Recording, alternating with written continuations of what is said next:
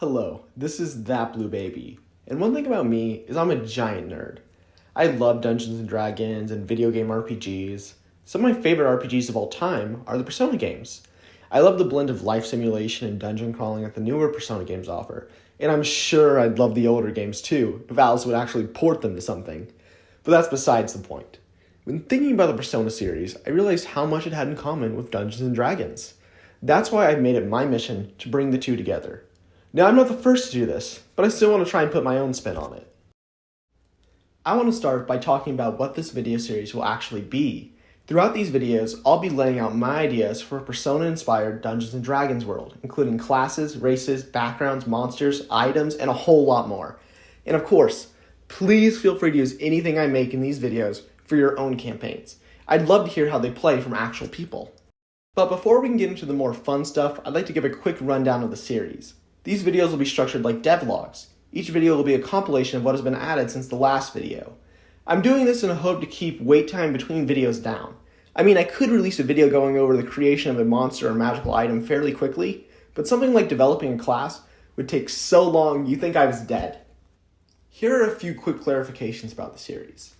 Number 1, everything will be made and hopefully balanced around Dungeons & Dragons 5th edition. Number 2, all characters and monsters, except for maybe a pointy-nosed exception, will be inspired but not pulled from the Persona series. Number 3, there will be minor spoilers for the Persona series. They're a great set of games that you should definitely play. And now that we've gotten that all out of the way, we can talk about our first project of the series, setting up character creation. I'm talking about classes, races, backgrounds, spells, and more. We're going to be working on everything that goes into the mechanics of a D&D character. Lore and things like that will be added later on. So we'll be working on it for a while. So I'll stop yapping and we can move on to the first and most important aspect, making a persona in Dungeons & Dragons. Persona users, with some exceptions, will have a single persona with its own moveset, resistances, weaknesses, and much more. You can manifest your persona using a bonus action. Personas will share your stats, including hit points, and will be able to move up to 30 feet away from you starting out. You can use your action to command them to attack or engage in almost any other action you're normally capable of. Personas will also be capable of using unique spells from the Persona series that aren't in D&D. I'll show off some of those spells in a later video. What a persona looks like is also completely up to its user. They can be almost any creature type and can be anywhere between one size smaller to one size larger than their user. I'll go into further detail on personas in a later video. Now that we've actually discussed what a persona in D&D is, we can start moving on to the individual classes. All the classes I'm laying out today will be persona users, but I do have an idea for a class that doesn't use a persona, but still fits in with the rest of the classes. Hopefully the different strengths of each class will be able to differentiate them from each other, even though they all share the persona mechanic. The first class up is the wildcard persona user. This class is what all the protagonists and a few other characters would be.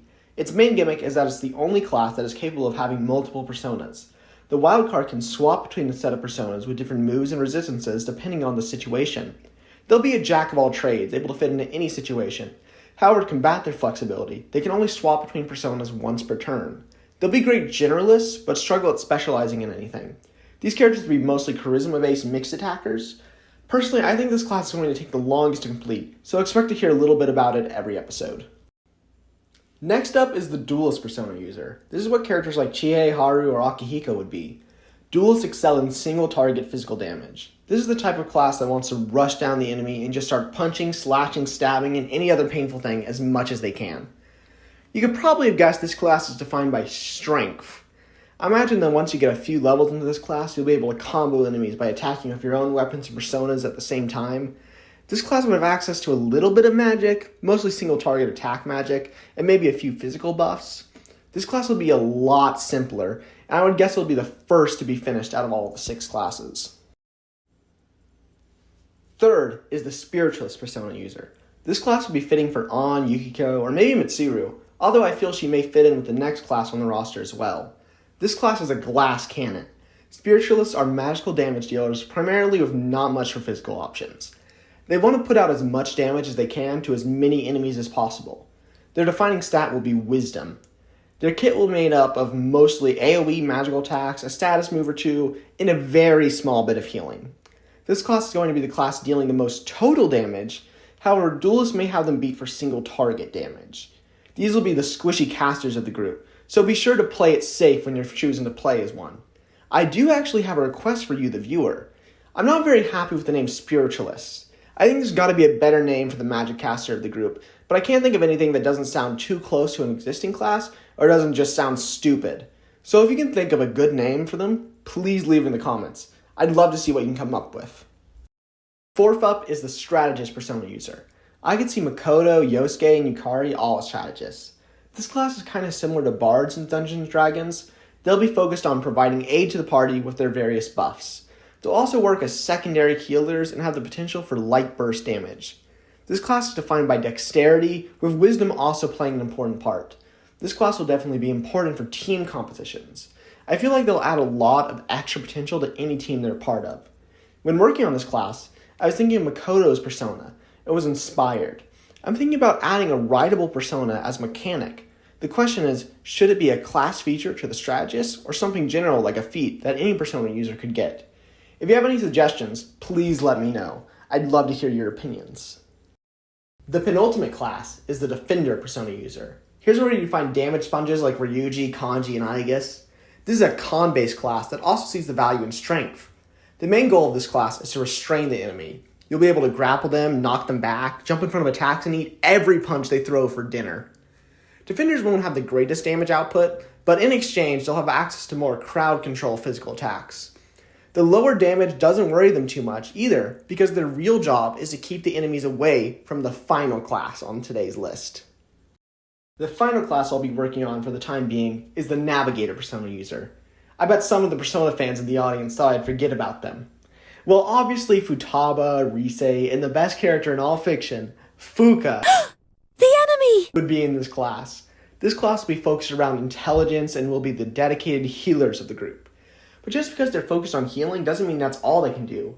Navigators can use their abilities to scan enemies, detect magic, provide stat buffs to the party, and even jump in for the all-out attacks if the time calls for it. To nerf the great utility of the Navigator, they do have the lowest health of all the classes. The low health and focus on pure support of the class may turn some people off of it, but the insane amount of utility it provides, I feel, is enough to coax people into picking it up. Like I said earlier, there may be some other classes I'm working on in the background, but I want to try and focus on the main 6 for the time being. I want to keep the scope limited in these first few episodes of this series. That being said, if you have an idea for a class or want to make a comment on one of the main 6, please let me know in the comments. Also, if you have any recommendations for this series going on, please tell me that too. I really want to try and improve this and make this the best it possibly can be. Well, I think that will be it for this video. The next video will most likely be over a new player race, which will be on Shadows from the Persona series. We'll mostly be focusing on Shadows from Persona 4, but Shadows from the other games will also be part of this race. Or the next video will be over backgrounds. These backgrounds will be based on the different social links and confidants throughout the games, each being based off of a different tarot card. Thank you so much for watching this. This is really a passion project of mine, and I had a lot of fun working on it. I really hope I continue this series and that you enjoy it as well. Thank you so much for watching. I'll see you in the next episode.